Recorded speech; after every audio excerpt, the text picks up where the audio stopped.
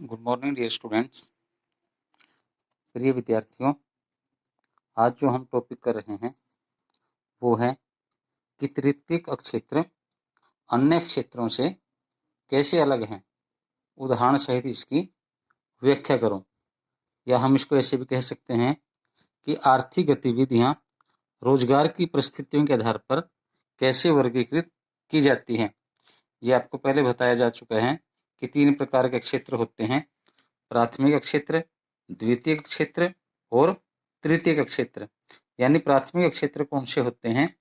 जो क्षेत्र प्रकृति से जुड़े हुए हैं, यानी प्रकृति द्वारा प्रदान की गई वस्तुओं को प्रयोग के लिए एकत्रित करने से संबंधित विभिन्न कार्यों को कौन सी गतिविधियों से जोड़ा जाता है? प्राथमिक क्षेत्र की। जैसे खनन है, लकड़ी काटना है, लंबरिंग है और मत्स्य, ये सारी जो गतिविधियां हैं ये कौन से क्षेत्र से जुड़ी हुई है? प्राकृतिक। और द्वितीय क्षेत्र के बारे में जैसे आपको बताया जा चुका है कि इसमें कौन सी गतिविधियां शामिल होती हैं? विनिर्माण से संबंधित। विनिर्माण यानी जो गतिविधियां कच्चे माल या प्राथमिक उत्पादक को मानव के लिए उपयोगी वस्तुओं में बदलती हैं, वो कौन सी गतिविधियां कहलाती हैं? द्वितीयक। जैसे चीनी उद्योग है, कागज उद्योग है, ये सारी जो गतिविधियां हैं ये कौन से उद्योग पर निर्भर करती हैं? प्राथमिक उद्योग पर। और इसके बाद है तृतीयक क्षेत्र। ये जो क्षेत्र है या ये जो गतिविधियां हैं ये किससे जुड़ी हुई हैं? सेवाओं से। जैसे कौन सी आ जाएंगी इसमें? तृतीयक क्षेत्र के उदाहरण हम क्या कहेंगे? जैसे यातायात है, संचार है, बैंक है, शिक्षा है इत्यादि। तो ये तृतीयक क्षेत्र से जुड़ी हुई गतिविधियां हैं। तो बात जो हमारी थी वो यही है कि तृतीयक क्षेत्र अन्य क्षेत्रों से अलग कैसे हैं। तो अलग कैसे है?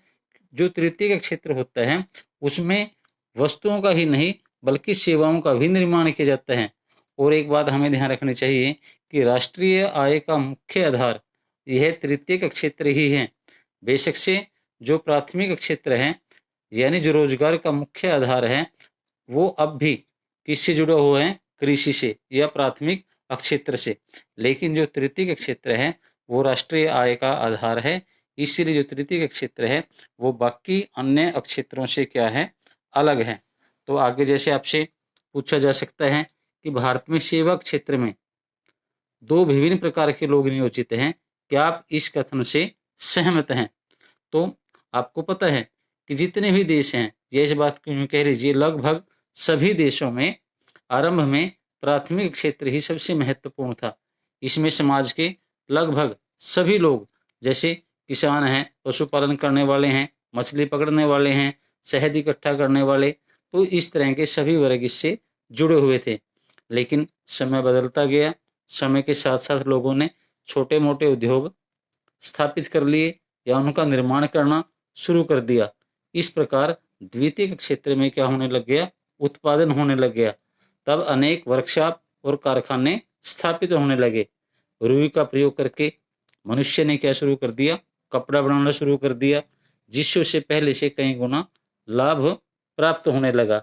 और तब जाकर धीरे धीरे तृतीयक क्षेत्र में वस्तुओं के स्थान पर अनेक सेवाएं जैसे अध्यापन, परिवहन, संचार, बैंकिंग, वकालत आदि का निर्माण होने लगा। वर्तमान समय में सूचना प्रौद्योगिकी से संबंधित कुछ नवीन सेवाएं जैसे internet, ATM, call centre, software centre, इनका जो उत्थान है वो हो चुका है। और ये जो सारी सेवाएं हैं किससे जुड़ी हुई हैं? तृतीयक क्षेत्र से। इन सेवाओं ने आय के क्षेत्र में पहले जो 2 क्षेत्र हैं, पहले 2 कौन कौन से?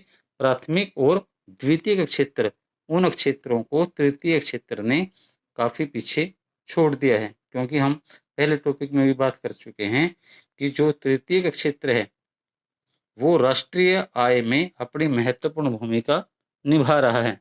और वैसे भी आपको पता होना चाहिए कि सेवाओं में प्राय 2 प्रकार के व्यक्ति काम करते हैं। एक प्रकार के वे लोग होते हैं जो प्राथमिक और द्वितीयक क्षेत्र की सेवाओं में लगे हुए हैं, जैसे यातायात, संचार, व्यापार, बैंकिंग इत्यादि। और सेवा क्षेत्र में कुछ लोग ऐसे भी हैं जिनका संबंध प्राथमिक और द्वितीयक क्षेत्र की गतिविधियों से सीधा नहीं है। वे उनके उत्पादन में कोई सहायता नहीं करते। ऐसे लोगों में व्यक्तिगत सेवाएं उपलब्ध करवाने वाले लोग जैसे शिक्षक हैं, डॉक्टर हैं, धोबी, मोची, वकील, ये जो लोग हैं, ये इस प्रकार की सेवाओं से जुड़े हुए हैं। धन्यवाद। आज हम यही टॉपिक करेंगे, बाकी कल करेंगे। धन्यवाद।